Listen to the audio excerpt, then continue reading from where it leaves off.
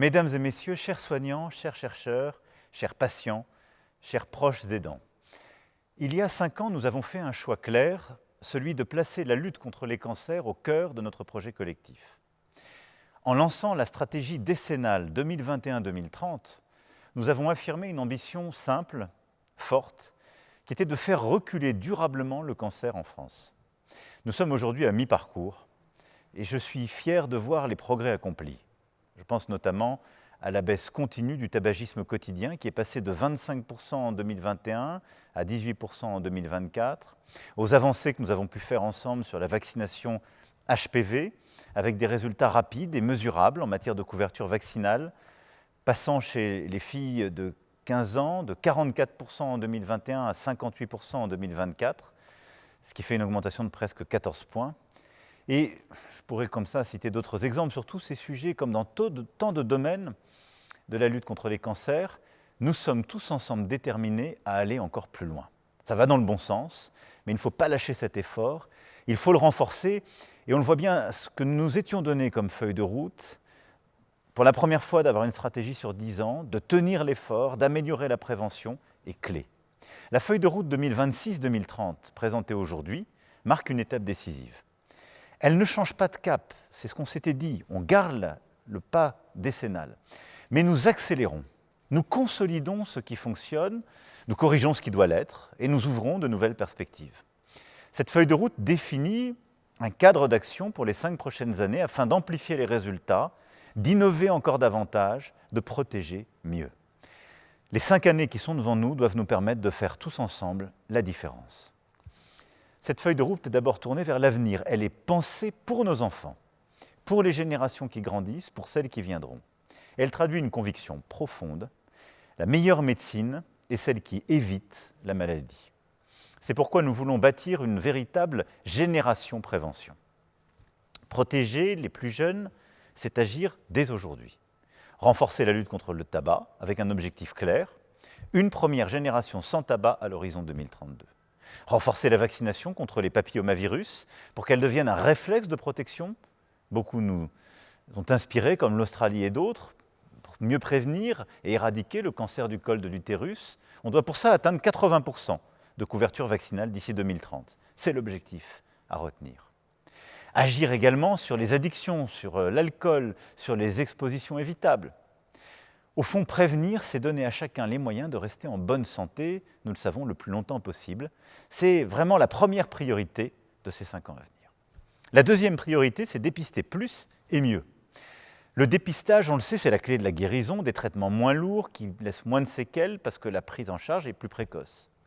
Alors nous allons moderniser les programmes existants, personnaliser les parcours en fonction des risques et préparer le déploiement d'un dépistage organisé, en particulier des cancers du poumon. Nous soutiendrons les innovations, l'intelligence artificielle, les tests de nouvelle génération. Parce que chaque cancer détecté plus tôt, c'est une chance de vie, c'est une vie gagnée, c'est une santé qu'on préserve et des traitements qui sont moins lourds. La troisième priorité, c'est améliorer les parcours de soins. Simplifier, accélérer, humaniser. Nous devons encore faciliter l'accès au diagnostic, développer les filières rapides pour réduire les délais, renforcer l'hospitalisation à domicile et organiser mieux l'après-cancer.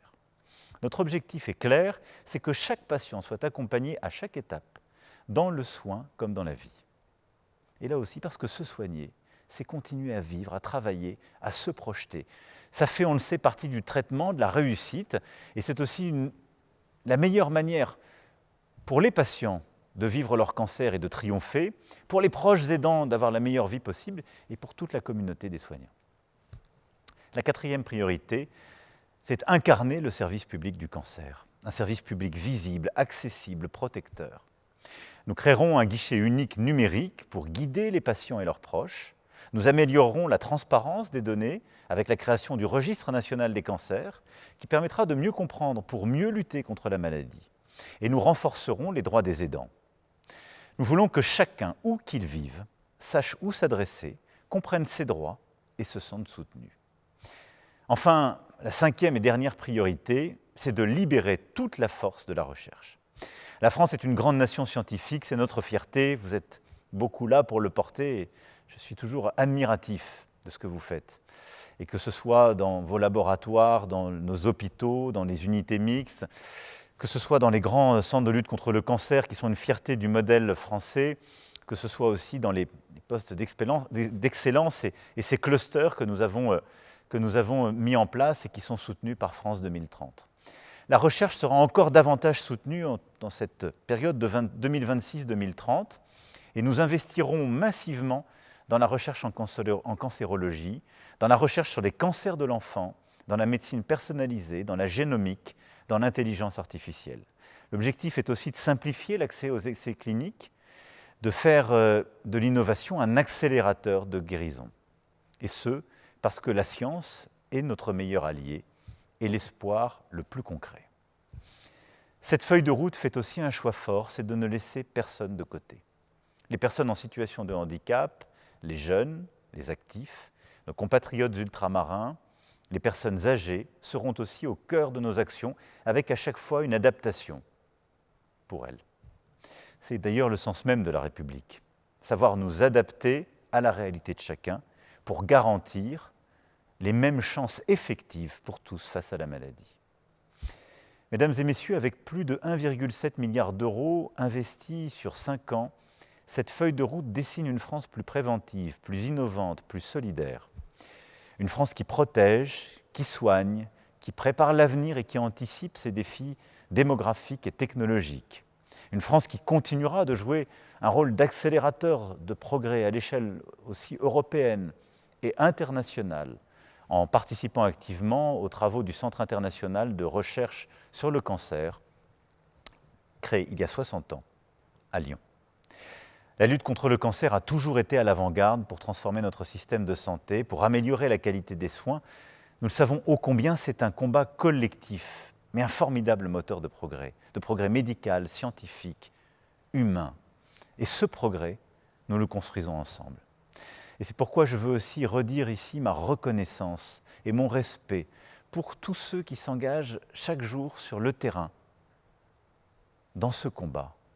Je veux ici vous dire que votre travail, votre engagement, votre humanité font honneur à la République. Et je veux vous redire avec confiance, c'est grâce à vous que nous avons les moyens, les talents, l'énergie pour continuer à faire reculer la maladie et bâtir un monde sans cancer. Et c'est pour ça que j'ai beaucoup de gratitude pour toutes les équipes de soignants, de chercheurs, l'ensemble des associations qui nous aident et pour tout le travail qui a été mené par évidemment l'INCa et pour cette stratégie cancer. Et je veux remercier aussi Norbert Ifra pour tout son travail avec les équipes qui l'ont accompagné.